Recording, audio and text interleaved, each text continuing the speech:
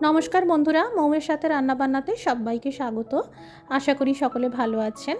যারা নিত্য নতুন রান্না শিখতে আর বানাতে ভালোবাসেন, আজকের রেসিপিটি তাদের জন্য। আজকে বেলাদের রেসিপি শেয়ার করব। বেগুনের কাটলেট, ডাল ভাত হোক চাই খিচুড়ি, চা কফির সাথে স্ন্যাক্স হিসেবে এই বেগুনের কাটলেট দারুণ লাগে। এখনও এই মুচমুচে বেগুনের কাটলেট বানিয়ে না থাকলে অন্তত একবার বানাবেন। গ্যারান্টি, যাকেই খাওয়াবেন আপনার রান্নার প্রশংসা করতে সে বাধ্য হবে। বেগুনের কাটলেট বানাতে লাগবে একটা বড় সাইজের চওড়া মোটা দেখে বেগুন, যাতে গোল করে কাটার পর বেগুনের চাকতিগুলো বেশ বড় সাইজের হয়। বেগুনের ডাঁটি আর পেছনের দিকের অংশটা কেটে সরিয়ে রেখে দিলাম। এবার গোল করে কেটে নেব। খুব মোটা করে কাটবেন না, না হলে বেগুন ভাজার পরেও কাঁচা থেকে যেতে পারে। সবকটা বেগুন চাকা চাকা করে কেটে নিলাম। এবার একটি পাত্রে রুম টেম্পারেচারে রাখা জল নিয়েছি। এই বেগুনের পিসগুলো জাস্ট 1 মিনিটের জন্য ডুবিয়ে রেখে দেব। এবার জল ঝরিয়ে তুলে নিলাম।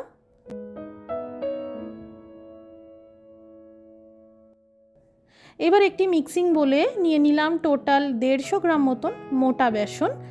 এবার এই বেসনের মধ্যে দিয়ে দিলাম আদা, রসুন আর কাঁচা লঙ্কার পেস্ট। এখানে আমি একটা গোটা বেগুনের জন্য 6 থেকে 7টা রসুনের কোয়া, 1 ইঞ্চি সাইজের আদার টুকরো আর 5 থেকে 6টা কাঁচা লঙ্কার ব্যবহার করেছি।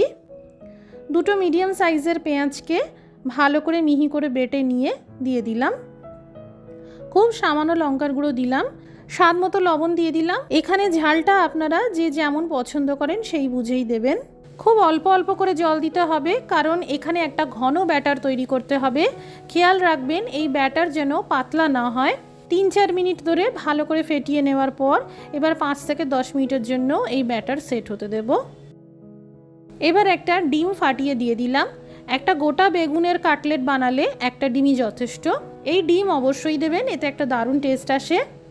যদি মনে হয় ব্যাটার পাতলা হয়ে যাচ্ছে, তাহলে চালের গুঁড়ো দিয়ে দেবেন। চালের গুঁড়ো এক্সট্রা জল সোক করে নেবে আর ব্যাটারের ঘনত্বটা আবার ঠিক করে দেবে। বেগুনের পিসটা এইভাবে ব্যাটারে ডুবিয়ে নিয়ে ভালো করে মাখিয়ে নিলাম। ঘন ব্যাটার তৈরি করলে কি হবে, বেগুনের এই পিসগুলো ভালো করে কোটিং করা যাবে। এবার এই বেগুন কোটিং করে নিয়ে বিস্কুটের গুঁড়োতে মাখিয়ে নিলাম। এখানে আপনারা বাড়িতে তৈরি ঘরোয়া বিস্কুটের গুঁড়োও ব্যবহার করতে পারেন। একবার বানিয়ে নিয়ে ফ্রিজে 3-4 দিন পর্যন্ত রেখেও খাওয়া যায়। তেল গরম করে নিয়েছি, কম থেকে মাঝারি আঁচ করে ভেজে নেব।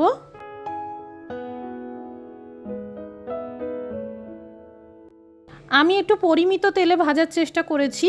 আপনাদের পক্ষে সম্ভব হলে ডুবো তেলেও ভাজতে পারেন, তাহলে ভাজাটা আরও ভালো হবে।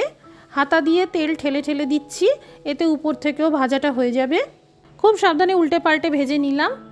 যখন এরকম সুন্দর কালার চলে এলো, তেল ঝরিয়ে তুলে নেব। জোর আছে একদম ভাজবেন না, না হলে বেগুন ভেতর থেকে কাঁচা রয়ে যাবে। তৈরি হয়ে গেল বেগুনের কাটলেট। উপর থেকে সামান্য বিট লবণ আর লঙ্কার গুঁড়ো ছড়িয়ে গরম গরম পরিবেশন করুন। বেলাদের রেসিপি মুচমুচে বেগুনের কাটলেট, এই রেসিপিটি ভালো লেগে থাকলে শেয়ার করে দেবেন। সবাই ভালো থাকুন, সুস্থ থাকুন। Thank you for watching.